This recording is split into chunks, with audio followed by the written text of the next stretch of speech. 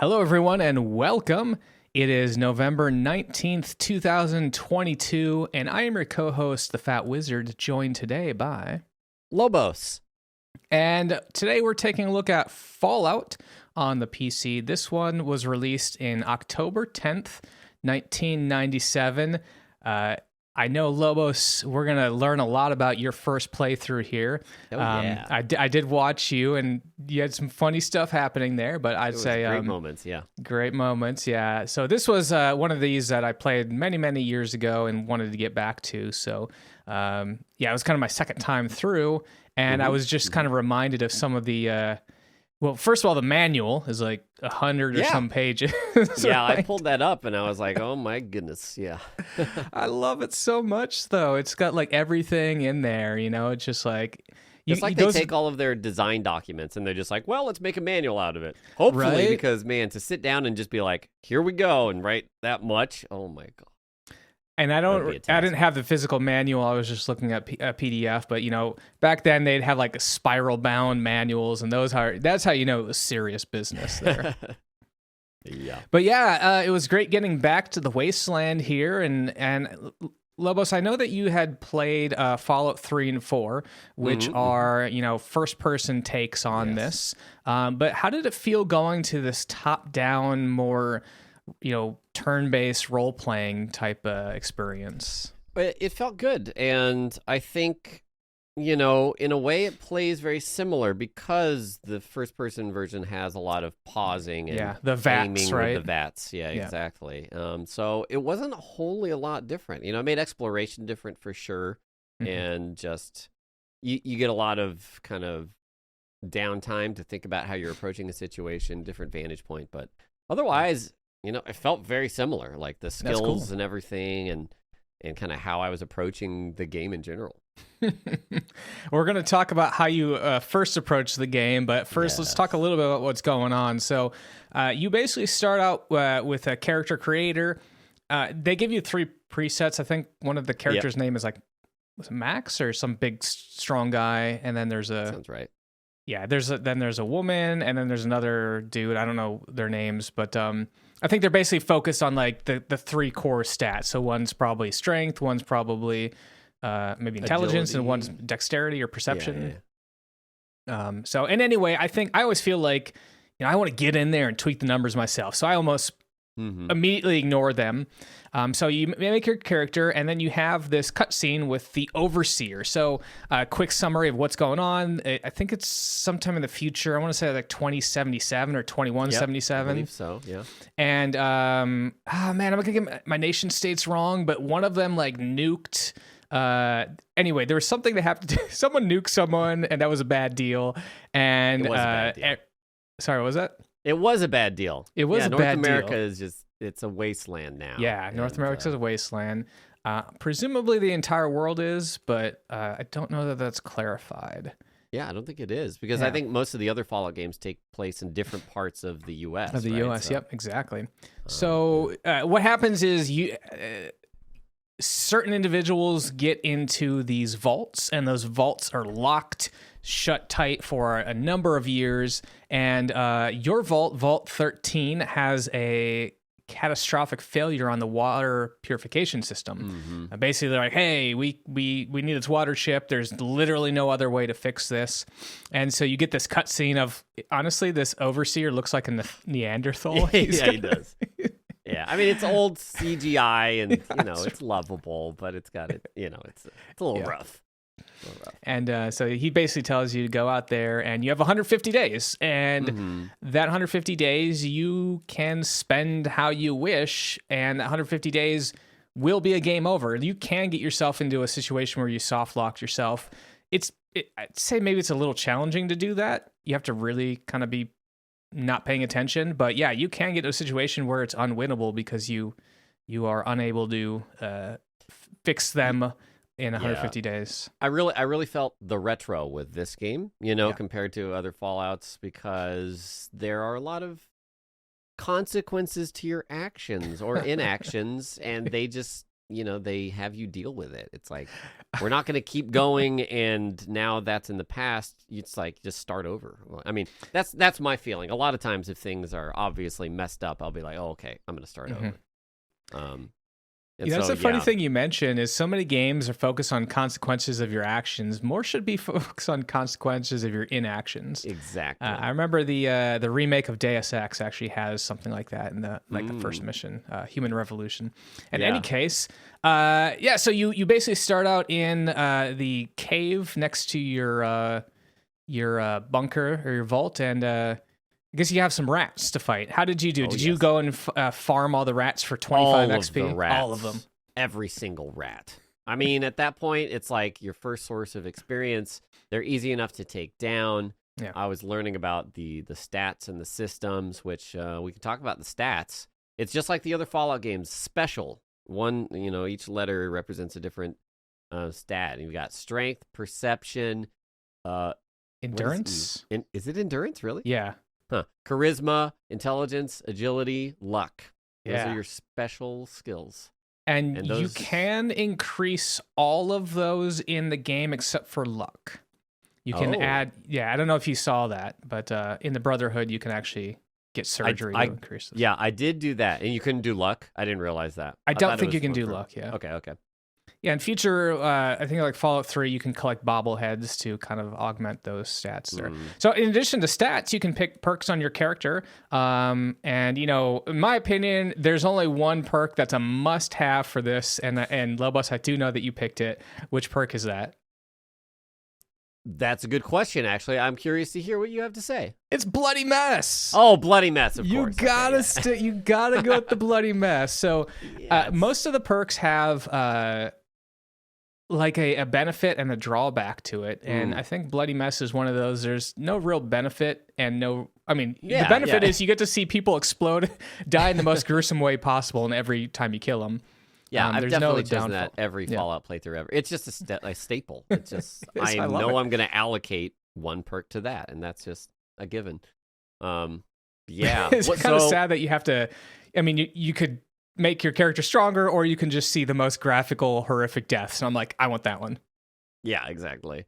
So for my build, I did the same build, but twice, basically, because the first time, I don't know that there's many games that really lock you out depending on, your starting stats. And Fallout is one of them, though. Because it's great, it is really great. It is good. I love it. And I wanted to do a melee build, so I went heavy strength, as well as agility, which controls how many actions you can do per round and is pretty important. But of course, what do you need intelligence for if you're just going to go around bonking everything? You just punch people, right? Yeah. But it turns out if you have less than 4 intelligence, basically nobody will talk to you. They will approach you as normal and be like, hey, welcome to this town. How are you doing? And you just have a wonderful amount of fantastic responses that are anywhere from to mommy to and then they're just like, you're a moron and I will not deal with you. And that's it. Yeah, so that was your first experience. You're leaving the vault. So when you leave the vault, you have this overworld. There's these big grids there, and you click on an area to go, and you're actually progressing the game time to get to the next location. So the first thing you do is you say, all right, well, supposedly there's this water chip in, is it Vault 15? Which is directly to the east of you, and that's the only thing that's on your map. So you're like, great, I'm going to go directly there. And what I love about the way the game's set up is in between those two locations, so in between your starting vault and Vault 15, there's a town called Shady Sands. Shady Sands. And so it's likely that people will go there, and that is where you first had your interaction with your first human character, and I believe your thing was like wub wub. And wub wub, that's correct. And that's when I knew that I had made a mistake, and I was like, oh boy. Okay, so you knew immediately that something was wrong. Yes. Well, wub wub, and I was like, oh, that's funny because I'm dumb. But then the follow-up of being, I don't deal with idiots, and then ending the conversation, that's when I was like, I see. Yeah. And so I tested the limits. I played maybe about 6 hours or so, seeing and looking for that person that might interact with me. I think there was one at one point where it was like, yeah, we're both dumb idiots. And then like they like immediately attacked me or something like that. And I was like, oh no. But it was kind of a good opportunity to kind of get the lay of the land. And especially it feels like you're pressured because you have 150 days. But it's not very hard to hit that time. And there's also a way you can extend it. I'm not sure if you saw that. I did, yes. Okay, I yeah. did. We'll talk about it in a little bit here. So, so how far did Wub make it? Did he make it to Vault 15 or? Absolutely. Okay. Vault 15 cleared out, went to Junktown, went to the hub, went to a lot of locations before I just decided to kill it off. What was the catalyst for deciding to restart the game with more intelligence? Did you have like a quest line you're like, oh, I really wanted to see what happens here? Or honestly, just I wanted to make sure I get a true experience, right? Okay. Because I was missing so many conversations. There would be obvious important NPCs that have voiced lines, and they would all just be like, I'm not talking to you. And I'm like, oh, okay. Well, this wouldn't be a proper, feel of the game. I could just imagine literally going through the game and beating it, and your character seemingly not really understanding why he did anything. It's just like, I went over here and I blew up this base and I don't know why, but exactly. All right, so let's talk a little bit about Shady Sands. So in there, you're given a quest. Again, the quests, they're not really, I mean, they do, you kind of have a quest log, but it's very vague.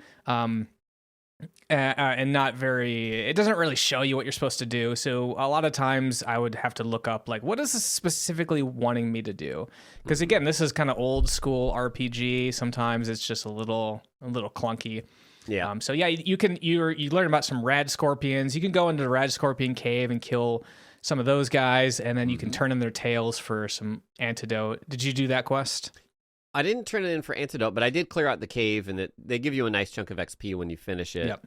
And they talk about working towards an antidote, but I didn't actually hand over. Yeah, the doctor in the southern portion of the city, you can basically trade for that. By the way, I saw this was a classic moment. Wub Wub, the brilliant merchant, your very first trade. How did that go in the game? Do you remember that? The very first trade you made with Wub Wub. Okay, so when you trade with an NPC, right? Of course, yes. You want to walk me through that? Yeah, you get two windows where you can drag something of yours into your box to trade and something of theirs into their box. And so you drag in, I'm going to sell this gun that I'm not going to use because I'm doing a melee build, and it's like $40. And you're like, sweet! And then you hit trade, and they're like, that was a good deal. And you're like, wait a minute. I didn't get my $40 because you have to drag in their money. And I should have known that, I just love that your intelligence of 2 assumed that you'd get something back from it. It was appropriate. You know what? Excellent role playing. Yeah. Excellent role play. Yes. So Shady Sands, you can meet this individual named Ian. And he is this dude. He kind of looks like a biker. He's got like a black leather jacket on, kind of long hair. And you can give him 100 caps to join you. I think he joined you, right, Lobos? He did join me, yes. Okay. Not Wub Wub, but... yeah, okay. All right. Yes. I think he was too stupid Wub Wub was too stupid to talk to him or something. Which, by the way, the character's name wasn't Wub Wub. I actually didn't see where to type in the name before I created the character. So his name was just None. That was the default. It's so good. Even better. You can't make this stuff up, folks. No, you can't. This is so good. All right, so Ian he'll equip some basic one-handed rifles or one-handed guns. He also has a knife he likes to default to. By the way, my character was very much kind of like a not long range, kind of like a single arm shooter. Small gun? Were you small gun? guns? Yeah, small gun. Okay, yeah, I started out with that, but the heavy weapons just get so fun in the game, so I kind of used that. And I think I saw you with like the Ripper. I think it's like a chainsaw. Yes. Yeah. It's a good weapon. All of the melee goodies. I was all over those, and I kept seeing plasma rifle. Yeah. Flamer and rocket launcher. Every build is viable in this game, which is so fantastic. Because I know you were like, hey, is melee a viable build? Not only is it viable, you have some really cool weapons. You got the power fist, you got the chainsaw thing, the Ripper. Yep. You got all sorts of stuff. So yeah, lots of cool weapons to play around with. And to the point about like the dialogue changing. There are so many different things that you can replay this game and have a new experience or a slightly altered experience there. Absolutely. And you can make use, of course, of save scumming, which I did a lot. I saw it, yeah. Yeah, so sometimes it's just like, I want to see what the other branches of this would be without having to, play the game again. So I just load, do all the options, and then continue on how I intended anyways. Mm-hmm. So I'm falling behind here, but I think we're having some good conversation. Let's kind of go back to speed on the storyline here. So Ian's joined me, and we go over to Vault 15. Vault 15 looks like it's been broken into, and there are no humans there. You see a bunch of mole rats there. Mole rats are just like, they honestly look like small bears. Yeah. And effectively, yeah. Effectively, you find out that the place has been caved in. There's rocks that are preventing passage to where the water chip may be. So you're like, that sucks. My one lead is gone. And now this is kind of like where the game opens up, and you're like, well, where do I go now? There's some good natural ways to figure out where other places are. Sometimes with dialogues with NPCs, they'll mark them on your map, and you can see like green circles on the overworld map are locations you can get into. And so you can make your way that way, or you can just explore. And I did a lot of exploring. Yeah, you can just wander around because the whole map has fog of war. And then as you unveil there, you can, see if there's something of interest there. And there'll be random encounters. Sometimes you'll just have a fight. And there's a skill called Outdoorsman or something. And I think that makes you maybe either reduce encounters or have like more positive ones or something? Maybe, or also allow you to travel quicker. Again, I'm a little fuzzy on that. Yeah, I wasn't too sure but about while that. we're talking about random encounters, there is a skill called Luck, and I believe luck plays into the different types of encounters you can have. And there is an encounter. I didn't encounter it. Yeah. This playthrough, but I do know that there's an alien ship somewhere where you can. Oh, cool! It just comes down, and you find like a crashed alien ship somewhere. So nice. And they carried that over to the other Fallout games too. So. Yeah. Very cool. So I think where I go to next is the junkyard. I think you went past Junktown a little bit, and then you went to the hub, which you were just doing there, which is there's a bunch of merchants and caravanners, and you learn about there's missing caravans that have been attacked or something by something. Oh, yeah. And you can explore that. And now you're at the Cathedral of the... Yeah. It's not the cathedral. No, this is...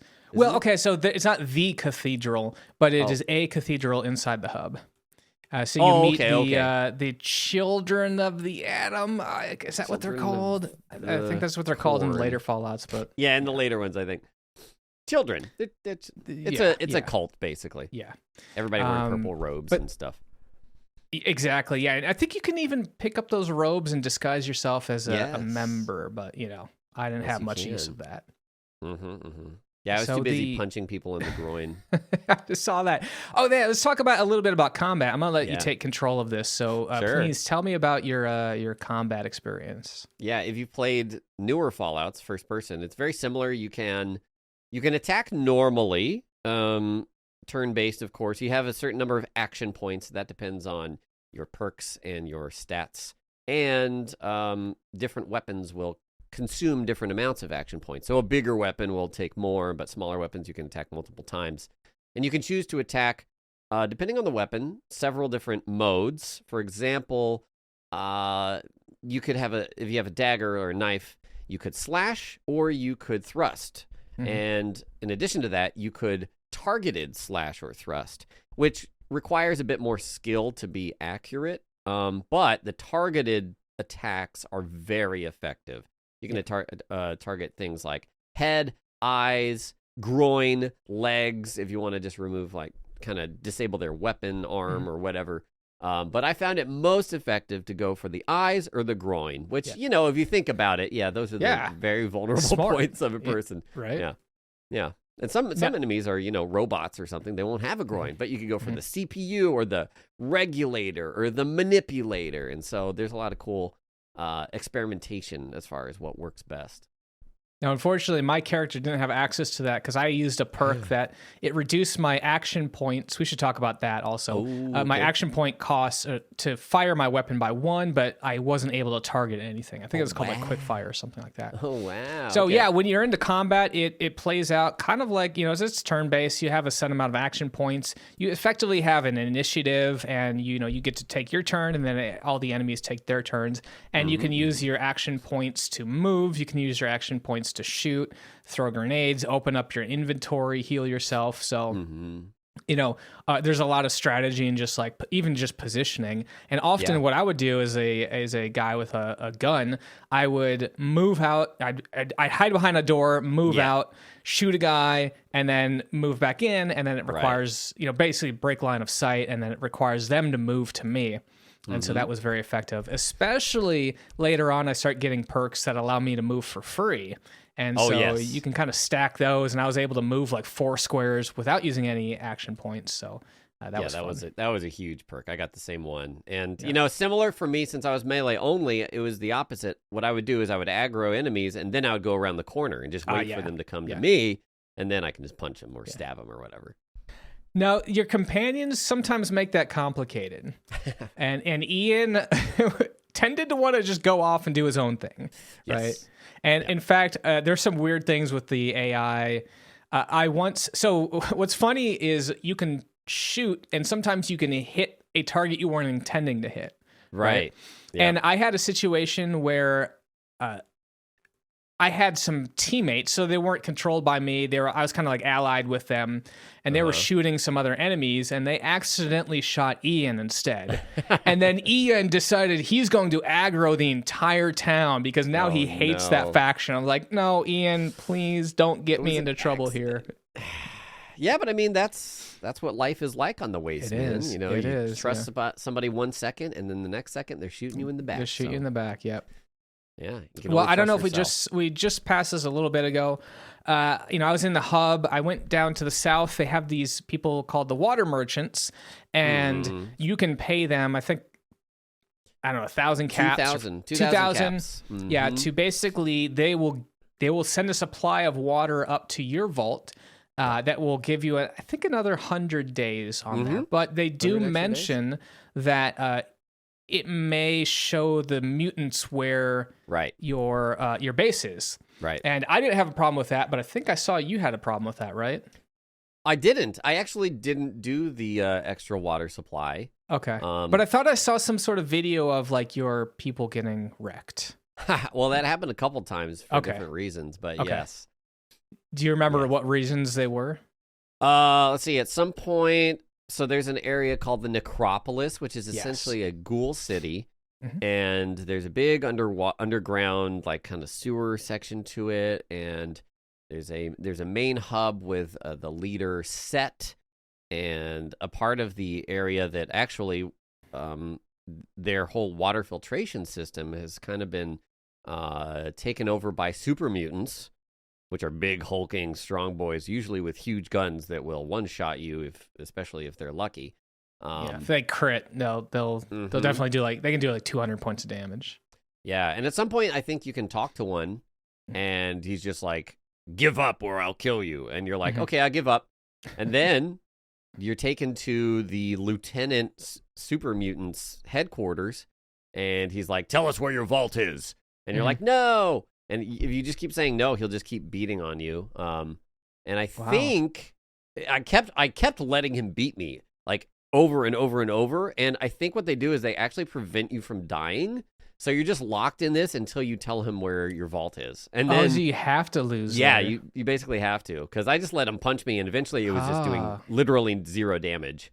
And so you tell him where the vault is, and then it plays a cinematic of you and getting dunked in radioactive goop, and then eventually your whole vault just being kind of taken over. They find your vault, they take over everybody, and that's that. Very cool. That's one ending. I didn't see. Yeah, I didn't see anything like that, but that sounds wicked. Well, let's talk a little bit about the Brotherhood of Steel. So like you were mentioning, sometimes you could talk to people to figure out where different locations are. We were in the hub, and they have all these caravans, and you can be hired to be a guard for a caravan. And so you have to come back on a certain day, but they're like, hey, we're going out to the Brotherhood of Steel. If you want to come with us and defend, that's great. And so, yeah, that's how I learned where the Brotherhood of Steel is. Nice. And I was like, hey, can I join you guys? And they're like, yeah, sure. You got to go down to this location down in the south there. It's called The Glow. They don't tell you it's The Glow.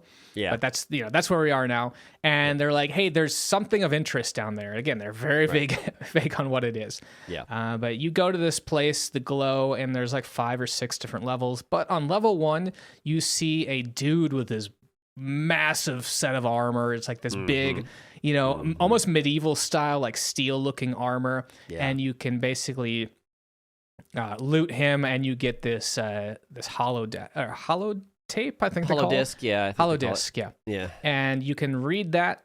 There's a couple of those in the game, and this one, I don't remember what it chats. I think it maybe talks about this FEV virus. It stands for Forced Evolution Virus, I think. Yeah. And so you get a hint of like they're basically, I think the gist of it is that the U.S. government is creating super soldiers. Yeah, and part of it was, I think, China had some sort of biological weapon, and they were engineering humans to be resistant to the virus. And so as part of that, they noticed that also people were getting stronger, and they were like, okay, this is good. Keep up with it. And maybe that ended up being how Super Mutants came about. Maybe we'll find I out. don't know. Maybe we'll find out the facility that has that all. Maybe. So the Glow here is an interesting area because it's one of these where you have to find these different key cards to be able to deactivate the force field. So you start with yellow, and then you go to red. And I think the final one is blue. These old RPGs, they always have. Sometimes, if you're not careful, you'll miss a critical item. Yeah. And these items aren't just like there's no sparklies on the items. You just have to like loot random bodies, and it's like, oh, this body has a red key card on it, and without that key card you can't progress. Did you have any situations where you might have got stuck on some of these areas, Lobos? I don't think so. I'm the type to click on every body that I see. Now, if I miss something visually, then that can throw me off for sure. But there's enough common items in the game that when you see something that's uncommon or unique, you're like, whoa, that's important. So I always knew to like take those sorts of things. Okay. Nice. But I wanted to mention that this is kind of an area where, depending on how you're doing your saves, you could absolutely get soft locked, because this area is highly irradiated. It's almost like the source. I think it is where the nuke landed, maybe, or because the whole purpose of is it where it landed, or did something explode there? It very clearly some nuclear thing did occur here, right? Because there's this giant hole in the ground. You see, like, so basically you're walking around the desert. There's this thing that's super irradiated, and there's a giant hole, and you see like a bunch of scaffolding and something, and you have to use a rope to get down there. So something happened down here.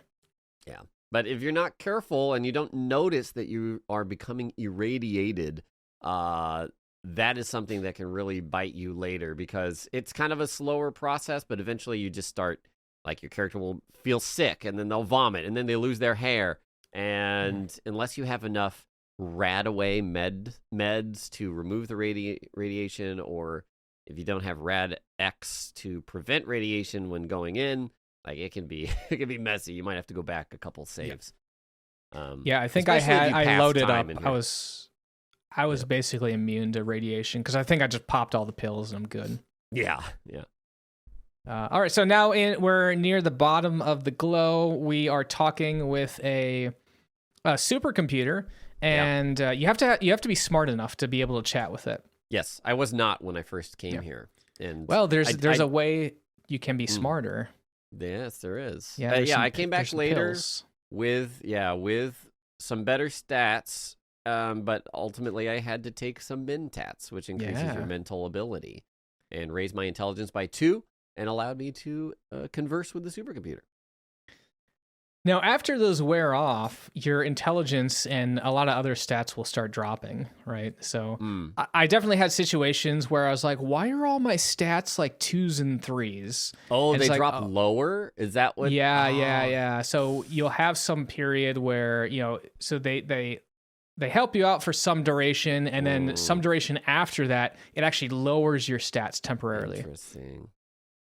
So I noticed my perception was like 2 or 3 at one point. Yeah, and you just gotta, yeah, you just gotta, you gotta let the toxins out of your body or something like that. So the other thing in the Glow is there were all these robots that were unpowered, and as I'm walking through them, just bypassing them, I'm like, I know that something's gonna happen and they're become powered, and then I'll have to fight them again. Yep.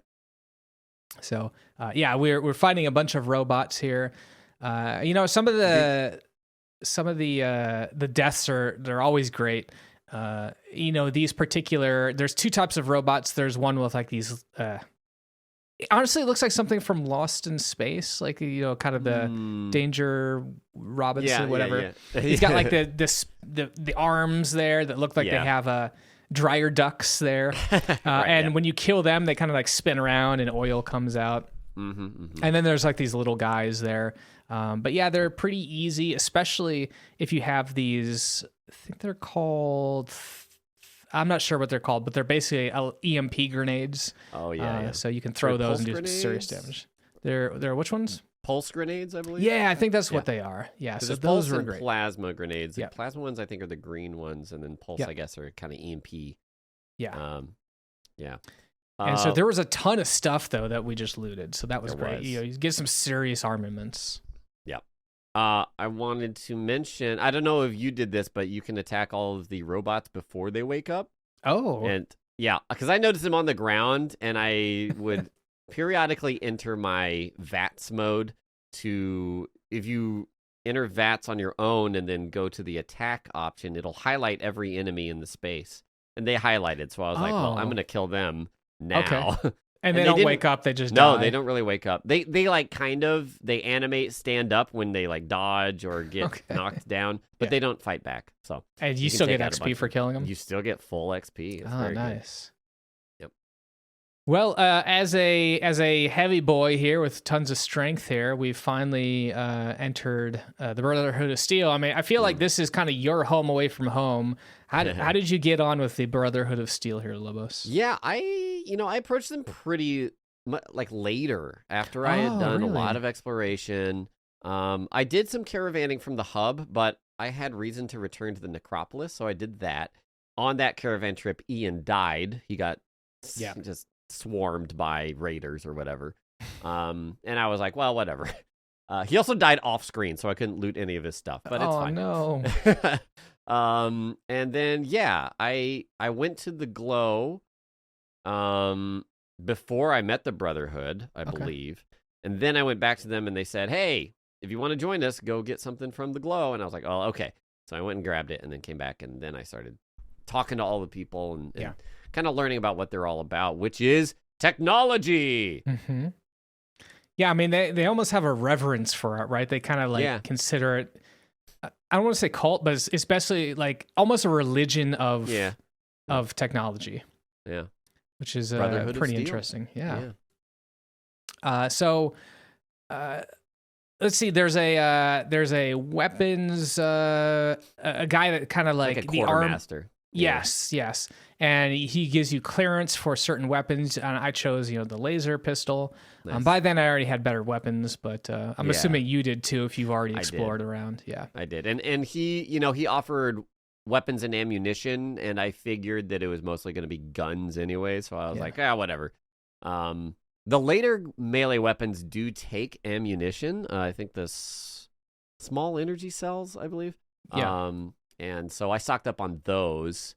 But I was most interested in the lower section of this, kind of where their armor and weapon specialists are. There's a broken power armor suit. Ooh. And I did everything I could to get that bad boy. They said that you needed a systolic manipulator or something like that, and that one of the Brotherhood knights or paladins had one, but he's a real jerk, and I tried to interact with him a lot of different ways, and he would just start a fight and trounce me at that point. Mm-hmm. But you can be sneaky and you can steal one of those. take it down, and then he'll repair the power armor for you. Nice. And then, you're nice and tanky after that. Yeah, I think the power armor even gives you some strength too, right? Some I think stats. it does, but I had max strength, so okay. Somebody said it was +3 strength. Whoa, huge. that would have been nice. I definitely had issues trying to carry a bunch of weapons and grenades and stuff because I think my strength was like 4, 5, or 6, somewhere around there. Oh wow! And so I was constantly running out of inventory space because again, your inventory is dictated by how much strength you have. So Ian became my pack mule.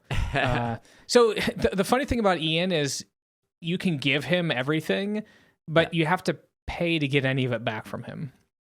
So you can actually steal from them, and they won't really? mind. Yeah, if you steal. Yeah, so it's weird, but that's how I think they intended for that to work. Because they act like a merchant, so everything has a cost. So if you want something back, you pay for it. But I mean, I didn't have too much issue with caps in the game anyway. Bottle caps is the currency, by the way. Until you did mention at the Brotherhood of Steel, you can pay to have your stats augmented by 1, which is huge because you can't really do that with much else in the game. The power armor strength, but I didn't find a whole lot of ways to do that. So that's a big I basically was broke on after doing that. I think I had like 10,000 caps, and then I was like, well, I got nothing now. Yeah. So let's talk about a little bit where we are. We are in the Necropolis, and the way I found this location is I picked up a hollow disc, and it's talked about Vault 12. And I don't remember. It said like Vault 12 was like to the northwest or the west or something. It basically like gives you a hint where this vault is and talks about their water purification system. Yep. Again, everything is kind of vague in this game, so you're not like, oh, I know exactly where that is. As a point in case here, when the Brotherhood tells you to go to the Glow, they just say, hey, go to the south. And it's literally like the most southeast you can get on the entire map. It's like, I didn't realize it was that far away. Right. So anyway, I go to this location, and this is my first encounter with super mutants. This place is inhabited by super mutants, and you use this sewer system as sort of a way to get around the city. And eventually, we're going to pop up into the ghouls. Actually, there's some named super mutants here. And I don't know if you can talk to them or whatever. Well, the one outside, when I came here, there was one outside. His name was Larry. Yeah, and he Larry. was like, don't I just hit Larry with a grenade, so there he is. No, Larry! Yeah. Bye, Larry. You can talk to him, and he'll say, like, if you want to, go talk to the, our leader or whatever, but he's probably just going to fight you. Yeah. And he does. Okay. So I ended up just punching all of them in the groin. Okay, why not? As you do. Yeah. You're grouping them up and grenading them real good. I mean, good strats there. I do like the grenades. They were great. So we're gonna clear some super mutants here. There is a water pump here that I believe is failing in this area, and I believe you can find some. It's an item called like junk, if I remember right, and in this area, and you can use this junk to repair the. Really? The water pump, if you have enough repair, I believe. But I didn't do that. I just walked in to the ghouls area and I stole their water chip, and then it's like, I don't care what happens to these ghouls. So, yep, I was the same way because you can meet a ghoul that's underground in the sewer, and he says like, we're a group of ghouls who are peaceful. We just, he'll tell you about their water system, and he's like, wait a minute, are you gonna? If you take the chip. Then we're not going to have water. And you're like, oh, okay. Well, I can try to repair yours, and then we'll both be good. Yeah. And I was like, yeah. And then I didn't, obviously. Oh, no. Yeah. That's okay. That's okay. You got to do it. What do ghouls need water for? Yeah. Well, I don't know if you saw it, but Ian just ate it, took a flamethrower to the face. Ooh. And at this point, I was like, Ian, you're kind of causing more trouble than you're worth. I'm not going to bother reloading. I kind of just wanted to be a lone soldier here because Ian's getting me into trouble there. But what's great, and we'll see this a little bit more, but the super mutants, they just they fire at the target, and they don't care if there's any friends in the way or not. And often what I would do is if there was an enemy that was going to shoot me, I'd try to position myself such that I was on the far end of another super mutant. Yeah. And so like in hitting me, they were like blasting their buddy. So that was pretty cool. Oh man, I use that so much later. It's fantastic. I saw some shenanigans with rocket launchers, which we'll actually see. We'll almost see the exact same thing here later on going into the mutant hideout. So it's great. Perfect. So we kind of navigated through the top part of the necropolis, kind of weaving our way in and out of the sewers, and we finally made our way to, again, I think this is Vault 12, Cool. And we see a couple of these glowing ghouls, and I don't know if there's a way to did you say you could talk to them and they'll bring you to their leader, or? No, not these. Okay. The super mutants. The super mutants. Okay. Yeah, the one leader of the super mutants up top that you kill. Gotcha. If you talk to him, he's like, "Give up," and then if you do, he'll take you to the lieutenant. Okay. So we're in the vault now, killing some super ghouls or some glowing ghouls, and it's actually kind of cool if you look at the floor, the lighting. They're actually lighting up the area a little bit, and this game has day and night cycles. And which changes the light and the dark. And I always felt like the dark was a little too dark. It's but I guess pretty dark, they do give you some tools, like they give you a flare. Yeah, I never used a flare, but yeah, I mean, I embraced the dark. It's like that's the kind of hardcore feel. You really feel the wasteland and the lack of modernity, I guess there. But yeah. One thing I liked about you exploring all these different vaults is they're very cookie cutter. So if you've been to one, you kind of know where to expect everything else. Especially Vault 15, it's caved in where you go in other vaults that it would be open. So it's like you get to that cave-in spot and you're like, oh, new progress. And we did, we did get the water chip there from the ghouls. I don't know if there are other water chips you can get. I would expect that there would be, but I'm not.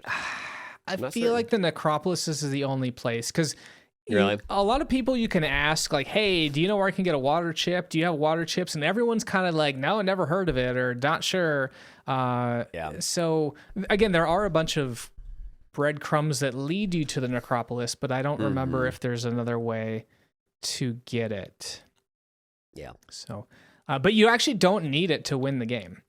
You can beat the game without supplying your vault with water. Oh yeah, which is kind of cool. It's an optional quest. Yeah. But once you get the chip and you bring it back to the Overseer, he kind of sends you on another mission.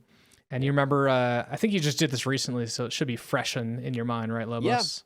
Yeah. He mentions that they know that there are a number of mutants that are, hunting people. And he says, well, we sent you out there and now like our presence is known and there's mutants are going to come and get us if we don't do anything about it. I don't remember if he knows exactly, but there's the rumor or the idea that that mutants are being created and there's some sort of source. And so you kind of set out to find and eliminate that. Yep. And so we have actually made our way to the source. It's a big military base, and there's a number of ways you can approach this. I did the combat way, where you basically just annihilate all the mutants, and then you can get a hollow disc, and then it tells you the code. But you can also use a walkie-talkie to, I think, make the enemy stand down. Oh, that's cool. And then I think you can then also talk to a super mutant and you can just go directly to the leader there. You basically like say, hey, bring me to your leader, and they bring you there. How did you get in here? I went the combat route, and I went to the military base actually kind of early. So I took them all out of the front by myself and did a lot of kiting. There was a big like pile of rocks outside of the gate. So I would just body pull or shoot poorly a gun at one and then run behind those rocks so I could get a 1v1. And I took them out slowly that way. I learned later that you can actually tell the Brotherhood of Steel about that location, and you can convince them to send 3 paladins, and they'll help you clear out that intro part. But only the intro part. They don't come with you for the rest, which I was a little disappointed with because I had already cleared it out, and I was like, yeah! And they all show up, and they just stand there, and you're like, oh. do they actually go into battle with you there, or do they clear it out before you get there? No, they go into battle with you. But okay, that's cool. I'm pretty sure, because like I said, I did it by myself and then cleared it out, and they don't respawn. And then I went back there, and the 3 show up, but then they just kind of they hang out around the doorway, and that's it. Yeah. So. Okay. Well, we've made our way into the military base here, and there's a bunch of these force fields, and the red ones you can walk through, but they'll damage you, and then the green ones you have to like disarm them temporarily. And we just saw something very interesting there. Yeah. Why don't you walk me through your experiences with enemies blowing each other up? Because that's kind of just what happened here. I'm not actually sure why he attacked him there. Do you know? I think he aimed for me, but he just missed, like critically missed, and so he basically shot a rocket directly in the opposite direction at his buddy. It was great. That's a horrible critical miss, man. I mean, you gotta like trip and then whoops, aim sideways.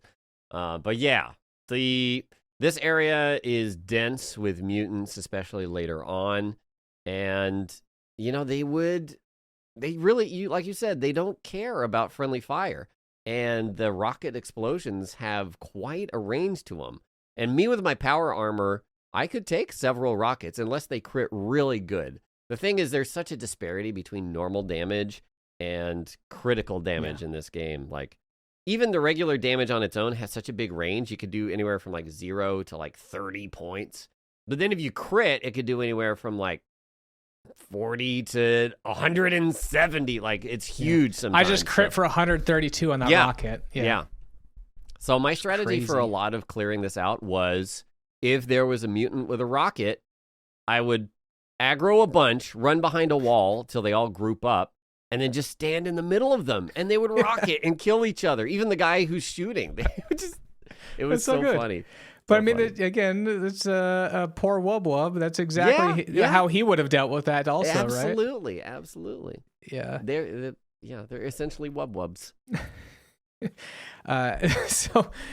Again, this is a multi-level area. I don't think you need any special key cards to get around here. You just need to be able to fight your way through all the super mutants here. And on this particular level, there's traps, and I have a skill, trap skill that says, hey, you sense there's a trap near, but I don't think you can disarm it or really indicate exactly where it is. So the trap finding stuff was kind of useless. Interesting. Well, I know you can use the trap skill. So did you try like doing it using traps on floor? I don't know. I feel like you can disarm trap. So there was a trapped locker in Junktown where that doctor guy was in the bottom section.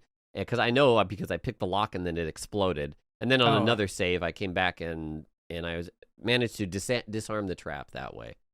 So there's at least that. Okay. The skills in this game, they kind of have limited usefulness. Sometimes it was very hard to determine what you would use. And in fact, I had forgotten that first aid, you could just use that skill on yourself to heal up. I invested in first aid, and it was honestly kind of trash. Because, really? Yeah, I put into like 96% first aid, but the max it would ever heal me was like 4 or 5, and you could do it 3 times before you have to like rest for 12 hours. Yeah, because you would have like something like 200 hit points, right? When I finished, I think I was level 14, and I had like 127 hit points. 127, okay. But yeah, like, that's a lot. That's a lot of health. First aid doesn't really do much there. Well, we are just booking it out of here because we found we got to basically this control center. We learned about this military base, I believe more or less is a mutant staging grounds, or basically where mutants are created. There's some lore about the experiments going on here, but essentially you learn that, you put a human in, you put this virus in, you get a super mutant out, more or less. And you go to this area with a bunch of dudes in the purple robes, we've seen them before. They're the children of, children, whatever they call them. And there is a computer there, and the computer says, you have like 5 options, like 5 different codes you can do. And I don't know if there's a way. I'm sure there's got to be a way to tell you which code does what. But Yes, I can tell you, actually. I didn't do it. I didn't actually do it. But so if you go further to the northeast in that room, you'll find the lieutenant, the guy who you'll get sent to, and then you get dunked in acid and everything, or dunked in goo. And you can kill him. And in a nearby locker, you can find a key. And I think on him, he has a decoder device. And so I didn't use it, but people said that like you could use that to tell what the different options on the computer was. And what's kind of interesting is the computer's name is like VATS interface or something like that. Ooh. And I was like, oh, VATS. Because they don't call the targeting system in this VATS yet. Right. But that must be where the name came from, I guess. Well, I used the good old save scum to figure out what each of the options meant. And so I think one of them was, so you basically blow up the facility, and that's the computer. All of those do self-destruct commands. And the first one I tried was 60 seconds, which you could probably get out, but I wasn't able to. Yeah. I was a little too close. Then one was like 1 or 2 seconds, which obviously you're not going to get out. And then the third try, I had like 250, 300 seconds. I'm like, all right, this is better. But yeah, once you get out, you get a nice little cut scene of the place blowing up. And we're on to the final part that I did. I think you can do this in either order, but I'm going to... Military base was the last place I went to. Okay, so... Yeah. I am now in the cathedral proper, and you learn about this person named the Master, and so we ultimately need to kill the Master because he is the one that is he's basically the ultimate threat for super mutants. Your overseer really wants you to kill the Master. Yeah, he's behind the whole process of converting people into super mutants. Did you learn the lore behind the Master? Did I learn? Are you asking that? Yeah, I didn't. I actually didn't even meet the Master, but I know you did, or at least you saw him. Yes, and so you can talk to an NPC who will tell you. He's a ghoul, actually, in the hub, and he will tell you all about how he long ago took an expedition of, I think, Brotherhood members to that military base and explored it and this and that. And their numbers dwindled, and they were down to like 2 or 3 people. And eventually, one of the guys, I can't remember his full name. Started with a G. It was like Gary something. Kind of disappears, and then he himself, his name was Howard. Nope, it was Hubble. Nope. Harold. Harold, yeah. He gets knocked out, and he wakes up somewhere in the wastes, and he's like, I don't know how I survived. Well, it turns out that Gary dude or whatever kept a log, and he's like, at first he's like, I don't know what I'm going to do to get out of here. And I think they dunked him in the goop, and he's like, wait, but now, like, as it goes on, he's like, oh, now my mental processes are like sharper than ever. Oh, yeah. I'm getting strong. Yep. Yeah. And so so he eventually evolves into what the Master is, which is this weird amalgamation of tech and flesh. Nice. And his whole thing is like, man, I got to do this for everyone. Everybody deserves to have this strength and acuity, mental acuity. So that's his whole deal here, and that's what forms the cult of the children. And we're here at the main cathedral to deal with that. It's one of the interesting things about the lore of Fallout is that you have these factions, and they're all interpreting survival differently. Yeah. Right. And so like Brotherhood is all about like finding technology. Like you just said, the evolution people, maybe they're like, hey, everyone needs to adapt their biological organs to this. The vaults are very much like we need to stay contained and not let anything in. So very interesting stuff. Yeah, cool. We did. We met Harold a little bit earlier and chatted with him. I saw you talking to him. Yeah. And so we went up to the top floor of the cathedral. I think you can. Well, I picked the pocket of one of this. I don't remember. They called him like the Lasher or something like that. The Lasher was downstairs. Upstairs was Morpheus. Yeah. And he's got a bunch of Nightkin super mutants with him, which were pretty tough. I ended up killing them all. And you can kill Morpheus, and then he drops I think if you kill some of the members, they'll drop this red like badge that kind of looks like a It's like a nuke symbol, right? Like a valve, like the valve symbol, the red turny valve thing. And then he drops one that's like gray or dark gray or black, and that one will get you access to a door in the back, which goes to a secret staircase, and then you're in a library, and then I think the only way to open that door is like some guy just randomly comes out, right? Or I think so. Yeah, there is a mention of this person kind of coming in and out at predesignated times. Additionally, as you get close to it, it says, "Hey, there's something weird about this door. You might be able to." I don't know. I'm not sure. I think that's how I got in though. Was that dude opened the door and he's like, "Hey, what are you doing here?" I'm like, I'm lost." Yeah, exactly. And he's like, "You shouldn't be down here," and then he'll start attacking you, and then you see these weird flesh enemies, and you're like, okay, this is what's going on, and it leads into Master's pet looks like a little Cerberus thing coming at you. Yeah, and you find another vault. Yeah. I don't know which one this is, but this one's creepy because there's just like biological matter splattered all over the walls. It's like, there's some...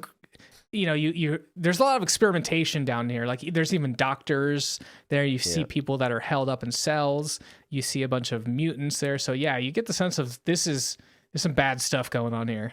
Yeah. Did you rescue all these people?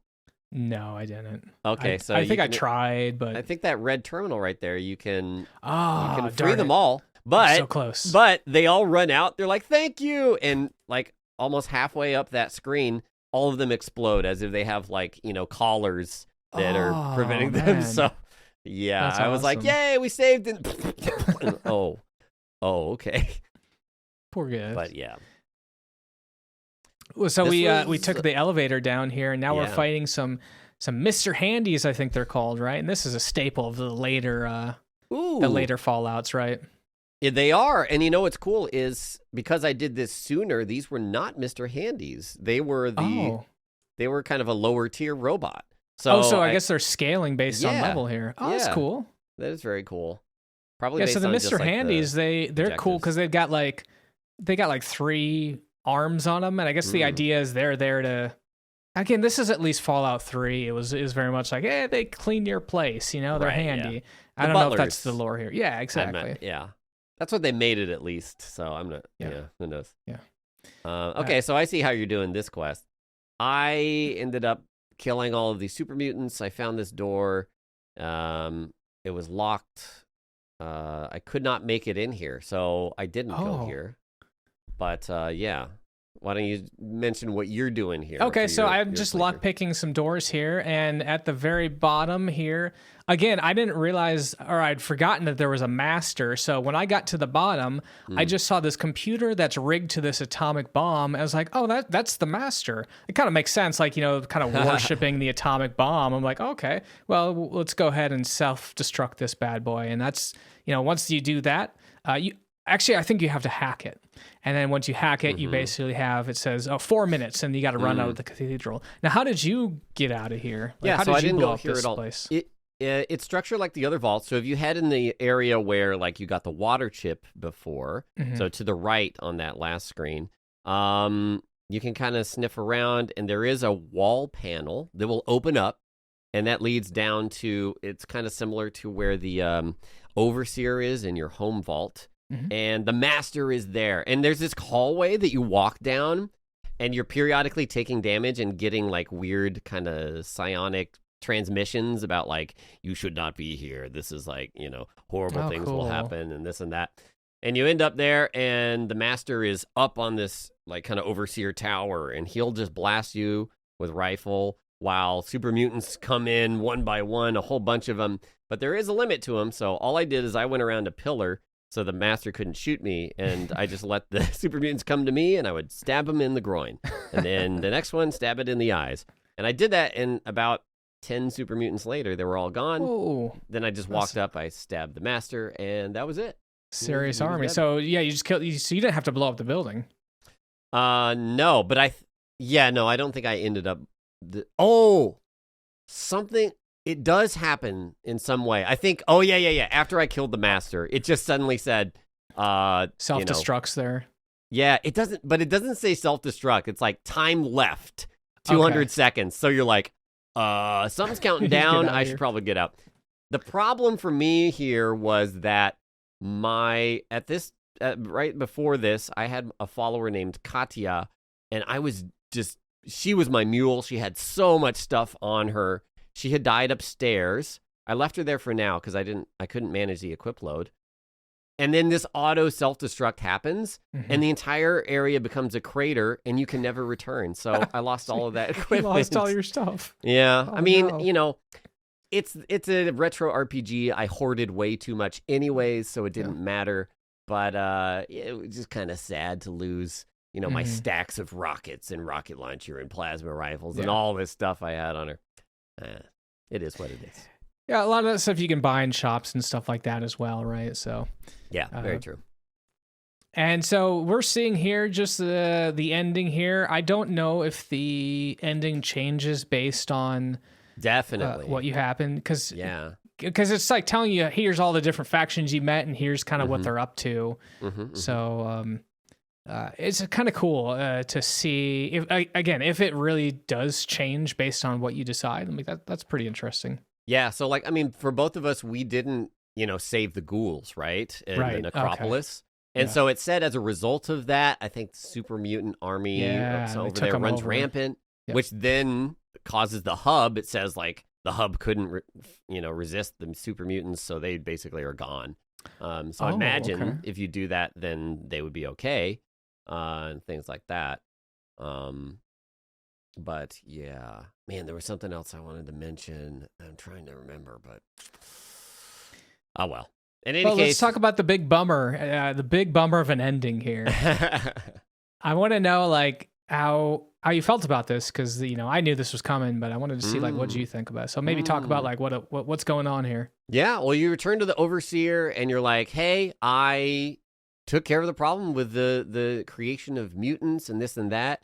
And he's like, wow, you did everything we could have possibly asked of you, and you're amazing, and everybody's going to revere you and see you as just a hero, but then they're going to have their own aspirations to go out into the wasteland, and then, that'll endanger us here in our safe little vault. And so, as much as we appreciate everything you've done, we're going to stay locked up here, and you're going to have to leave. I'm sorry. So it's a real bummer. It is a bummer. But there is very much, I didn't get to do this. I didn't actually have a gun, but there's a moment after he talks with you that he walks away, and you can totally gun him down. Yeah, my guy did that. I don't know what triggers that. I saw people talking that it was Bloody Mess, but you had Bloody Mess also. I did have Bloody Mess, but I didn't have guns.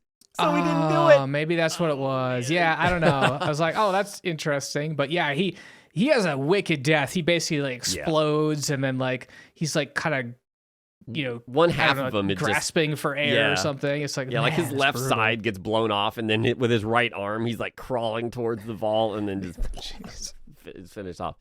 But yeah, that was very cool. I loved all the different paths, and this is. I feel like, this is before it was super popular or expected that your story with choices really had impact, I mean, BioWare had done this as well and that sort of thing, but it was really early in that sort of lifespan, I think. So really cool to see each constant, the results of your actions at the end when it goes through all the factions and that sort of thing. So a lot of awesome stuff in this game. And it's cool. Some again a little rough around the edges. It's got the old UI, and kind of if you haven't played this style of games before, you kind of have to you got to work your way through. You got to kind of grind the first couple hours to figure out how all this stuff works. But once you get going, I think it holds up pretty well. Again, sometimes it's very complicated to figure out. All right, I know I need to do something. There was one quest where you had to listen. You had to use a bug to listen to a guy. Oh yeah. And it was how do you actually do that? And you have to it was weird. You had to pickpocket him and then plant the bug on him via pickpocket. So it was a little weird because you think you just use the bug on him, but that doesn't actually work. So I did the record version, and what I did is I placed it on my inventory bar, and I just talked to them. And then when I went that's all you back, had to do. Yeah. Okay. For that, because there was two options, right? There was bug him or just record him like incriminating himself. Yeah. And so that's what I did with that one. But yeah. Very cool. I mean, you gotta love that power armor. I didn't end up getting the power armor, but it did have some cool combat armor. So that was great. I actually didn't find any other companions. I thought there was a dog meat, but that might be Fallout 2. I can't remember. Oh, really? Dog meat is like a dog that can follow you around, but I kind of get these all mixed up in my head. And I feel like there was also a speed run where you could like crash a car into an orphanage of children, which was, but that might be Fallout 2. I think that's Fallout 2. But you know, we watched the speed run of Fallout on your stream, which was beating it in like 5 minutes there, which is really great to see. Yeah, I mean, it utilizes a glitch that basically skips all combat, so you don't need to be able to take damage or deal damage, and you essentially just run into the military base, detonate it, run into the cathedral place, detonate it, and then go home, and that's it. So, I mean, very efficient. That's super cool, right? Yeah. A lot of the game is just uncovering the locations of the places you need to go, and so if you know exactly that, you could go through it very quickly. Yeah, I love just exploring and figuring out what they've set up for you to find and dealing with it how you will. Yeah. It's great. And of course, Fallout 2 is it's got more. It's kind of more of the same. Good. It's bigger, more story, more everything. So I had a lot of people who said it's much better though, just in terms of quality of life and all that. So I'm definitely interested in playing it. I don't know. Yeah, we'll take a look at it at some point. But until then, that's gonna wrap this one up. Of course, we have our Patreon credits that we're rolling here. We got a plethora of new Patreons this week. So take a deep breath. We got Teely Zero, Maledictus Nix, Jim Shepard, and Johnny Tar. Thank you so much for supporting this and future episodes. Really, really appreciate it. And that brings us up to 22. Woo! That's a pretty high number. Great. So getting 25, again, 3 more will get us to that goal of doing a 2-hour-long Earthbound episode. So I really hope that next year we can do this, because that's going to be a banger.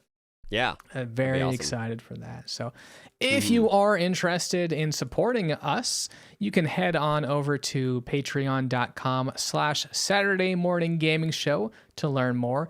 And as a heads up, we did have a website in the past, SaturdayMorningGamingShow.com. We did, kind of look at the traffic of that and look at the financials of that and determined that it would be better if we just took that offline and just funneled people to our Discord or YouTube stuff. So, we're going to be present on those locations, but we wanted to make sure that we were kind of consolidating where people were finding information. So, of course, SaturdayMorningGamingShow.com is no longer in existence, but still Twitter, still YouTube, still Discord. You can find us there. Yeah, and of course, be sure to follow and subscribe to the podcast on iTunes, Google, or whichever platform is your choice. And we've always got our email. You can send us feedback or requests or anything, SaturdayMorningGamingShow@gmail.com. Nice. And so we are watching the credits of the game here, and these credits are going on for a while. I don't know if you're looking at this, Lobos, but especially for an older game. It's kind of making me a little sleepy. Oh, I feel like I need something that can awaken me. Maybe like an awakening, just to kind of shake my, clear the sleep out of my eyes. We have a tradition here on the Saturday Morning Gaming Show of playing Zelda games for December, right? It's kind of our Christmas treat to ourselves. Hey-o. So this is my second favorite Zelda. We already covered my favorite, Link to the Past. Link's Awakening, originally on the Game Boy. They did since remake it on the Switch. I'll definitely be playing the original. So there's actually a couple originals. They have them on the Game Boy, and then I think they have one called DX, which is for the... Which is also Game Boy. It was Game Boy Color. It's Game Boy Advance? Okay. Oh, it's Game Boy Color, yeah. Well, I mean, you could play it on Game Boy. But yeah, it had an extra dungeon. I didn't know and it was that. color. Yeah, an extra dungeon. So Well, as a purist, I'll tell you what I'm going to be doing. I'm going to be playing on the original Game Boy, black and white. Nice. What 240p or whatever that is. So this is going to be the first time we're going to have like a really, really old school looking game on here. Like I realized you could have color, but I don't know. I kind of like the idea of doing it like black and white, very small resolution. So hopefully folks will appreciate the old school look here. But, you know, if people want to play this on Switch or the DX version, you know, by all means, it's just, we're gonna record the footage of the original. Which one were you planning on playing? The DX one, there, Lobos? You know, I have Super Game Boy and I have the original, so I might do it on that. That's how I'm gonna do it. Now, apparently, nice. Super Game Boy slightly overclocks the game, from what I've been told, and so like the music will be a slightly higher pitch. I think the Game Boy. Super Game Boy 2 fixes that, but you know it's not a big deal. I'm gonna play it with Super Game Boy there, so that will be a lot of fun. I'm gonna be definitely stopping in your stream to watch you play this very magical game. Yes, this is definitely a game where the soundtrack will be at the forefront, because we'll get there, but there's a lot to do with music in the game. So I'm very excited. Love this game. All right, cool. Well, sadly, we have reached the end credits of this episode, and of course, wanted to thank everyone for listening to us on this podcast. And Lobos already mentioned, follow, subscribe, give us a rating, you know, whatever you want to do. Just keep coming and listen to us and enjoying our content. We'd love to have you here. And of course, why not jump in for in the Discord for the holidays? You know, you got for the U.S. folks, there's got Thanksgiving coming up, and then of course we got the holidays with Christmas and whatnot. It's always great to see the things people get for Christmas, the retro games or the new games or whatever. It's always fun to just kind of share that. So consider stopping in for that Discord. And also keep an eye out for, in the near future, we're going to be starting to record for the game of 2002 deliberations. Yeah. Which, if you haven't heard them before, we did 2000, 2001. We always go 20 years back, and we just look at all the games that came out that year and kind of divide up into categories and choose a winner for different categories as well as overall game. So stay tuned for that. Very cool. And it's a special shout out there on that. Is it will just be the podcast only, so there won't be on YouTube. One of the things we like to do is include an episode with music, and of course, that's a recipe for YouTube being very angry at you. So, please make sure to download that and listen or stream it. So one special shout out we wanted to give to TechnoAxe for much of the music on this episode. For Saturday Morning Gaming, I am Lobos. And I'm the Fat Wizard. We'll see you in December with The Legend of Zelda: Link's Awakening on the Game Boy. Bye.